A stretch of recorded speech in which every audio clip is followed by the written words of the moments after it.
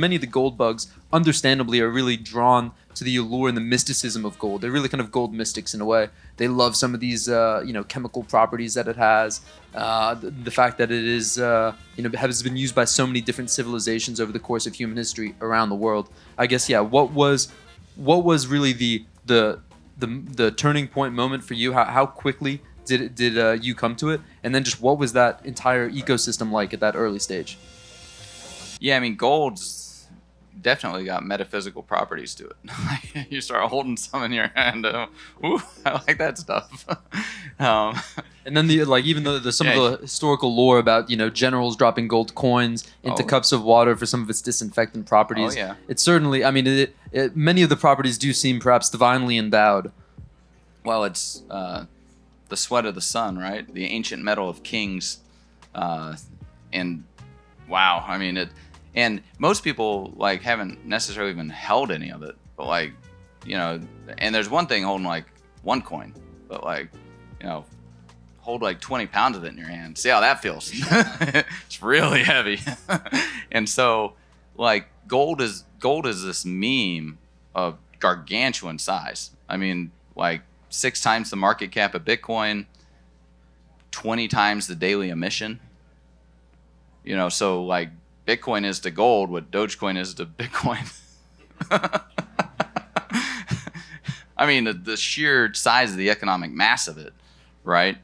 And we'll read about these HODL waves, and it's long-term Bitcoin holders 155 days. I mean, it's how about 1,500 days?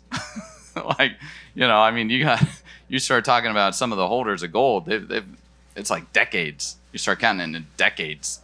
I mean, U.S. government, do we still have the gold in Fort Knox that was put there 50 years ago? How long have those UTXOs not moved?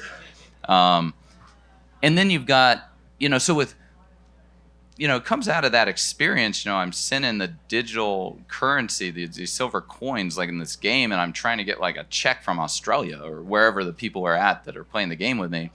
And so, I learned all these lessons there. I learned lessons with inflation.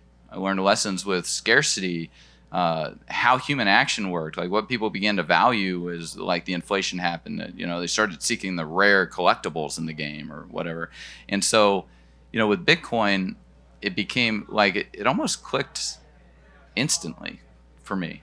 It just I had to refine my thinking, because I knew oh man, this is really cool. You can transfer value so quickly.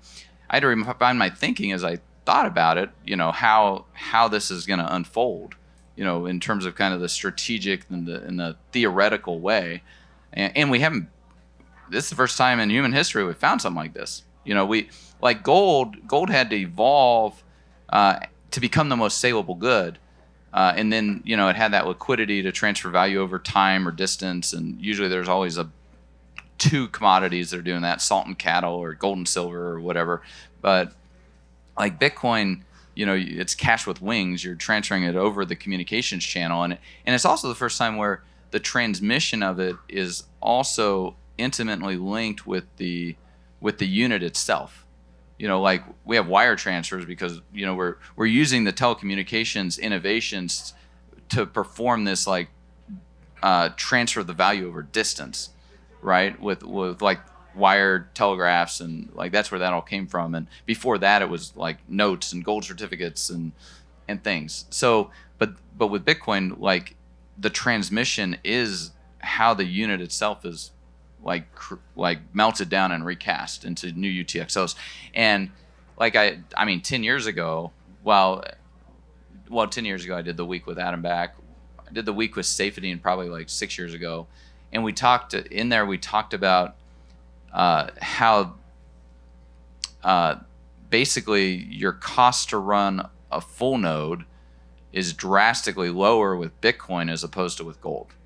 So, I had all this experience with GATA, the Gold Antitrust Action Committee, been a consultant with them, helped them accept Bitcoin in 2011, 2008. They're republishing some of my work on gold stuff. I had honed in on their beacon, well earlier than that, a couple years earlier, 2006 probably. And they're basically exposing and bringing all the evidence of the gold price suppression scheme being run by central banks. And Alan Greenspan testified twice before Congress that central banks, plural, stand ready to lease gold in increasing quantities should the price rise. So they're carrying gold in the vault and gold out on loan as the same line item. In effect, they're reporting cash and accounts receivable as the same thing. We know that they're not the same thing. You either have the gold coin in your hand or you have a piece of paper that says that somebody owes you a gold coin, but they're not the same thing.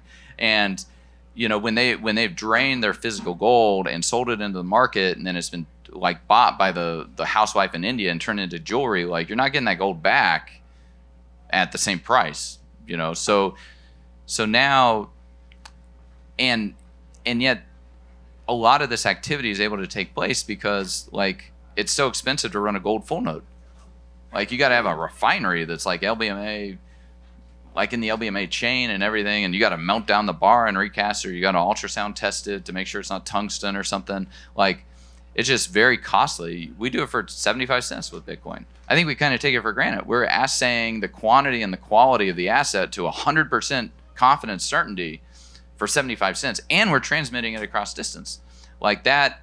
And we get to do that on a laptop with open source software, a general purpose laptop, open source software, where we hold the keys of the custody of it if we want, for 75. Like just what that does in terms of lowering the cost of acquiring monetary sovereignty is huge, right? And yet gold was how we acquired monetary sovereignty before. Like that was the best option to do that, and had the highest stock to flow ratio. That's why it acquired that monetary premium. And so now with Bitcoin, and we're able to acquire it at just as much lower cost. And that, I think, coupled with the lessons we learned from GATA, we're going to see how the financial system attacked gold, and how they're going to be able to try and attack it in this sixth network effect. And that's, we should be on guard to that and understand like what they're going to be doing and their tactics, and just anticipate it and like take advantage of it. Like, okay, you guys going to do that? Okay, well, this is our countermove.